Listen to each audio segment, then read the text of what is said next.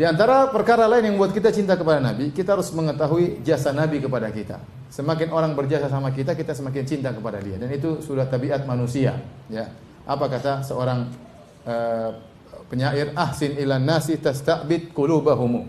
Berbuat baiklah kepada orang lain, kau akan mengambil hatinya. Itu sifat manusia. Manusia kalau diberi dia suka. Ya. Dia akan mengenang jasa orang yang memberikan kepada dia. Ya. Oleh karenanya Nabi SAW bersabda, tahadu tahabu. Salinglah kalian memberi hadiah, maka kalian akan saling mencintai. Ya. Manusia sekaya apapun kalau dikasih hadiah suka ya. Dikasih hadiah. Terkadang bukan dia perlu, tapi namanya hadiah dia suka dikasih sama orang. Maka kalau kita tahu jasa orang lain sama kita, kita akan cinta sama dia. Makanya ya, seorang suami terkadang semakin cinta kepada istrinya tatkala dia tahu bagaimana jasa istrinya yang telah mengandung anaknya ya.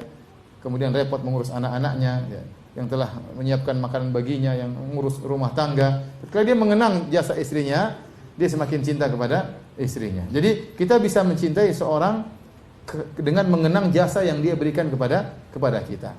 Wajarlah, sederhana. Kita punya teman dua. Satunya kalau ngajak-ngajak, tidak pernah ngajak kita makan gratis.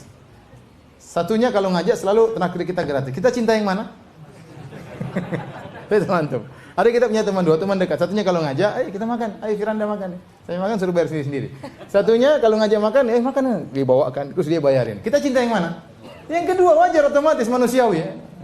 Ada yang baik sama kita cinta sama dia. Itu manusia, itu sangat wajar. Semakin dia banyak jasa kepada kita semakin cinta kepada dia. Itu manusiawi. Ya. Ahsin ilan nasi tasta'bid qulubahum.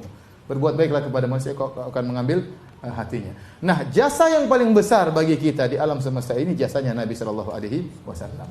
Kenapa saya katakan demikian? Karena dengan kita mengikuti petunjuk Nabi, kita akan meraih kebahagiaan di dunia, terlebih lagi kebahagiaan di akhirat. Orang kalau tidak mengikuti petunjuk Nabi, dia tidak bahagia.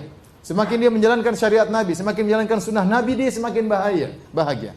Semakin bahagia. Itu di dunia. Ya.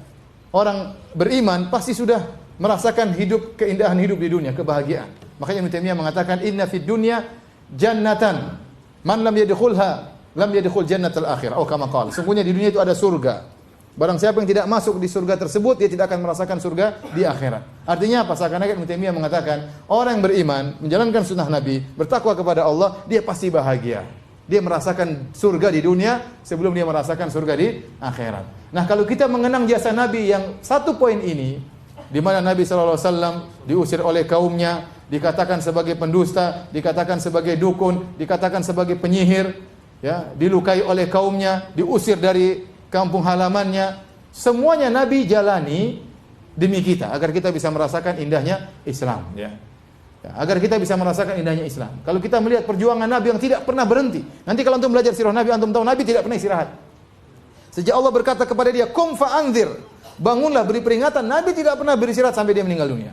Kenapa? Untuk memperjuangkan Islam, untuk menyampaikan Islam agar cahaya Islam bisa sampai ke seantero dunia, agar kita orang-orang Indonesia juga bisa merasakan indahnya Islam. Maka barang siapa yang mengikuti ajaran Nabi SAW, dia akan bahagia di dunia.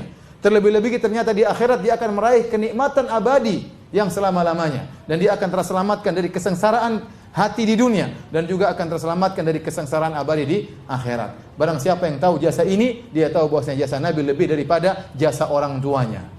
Ya, lebih daripada jasa orang tuanya. Maka dia mengerti kenapa Nabi mengatakan, kamu harus lebih cinta kepada saya daripada kedua orang tuamu, daripada anak-anakmu, dan daripada dirimu sendiri.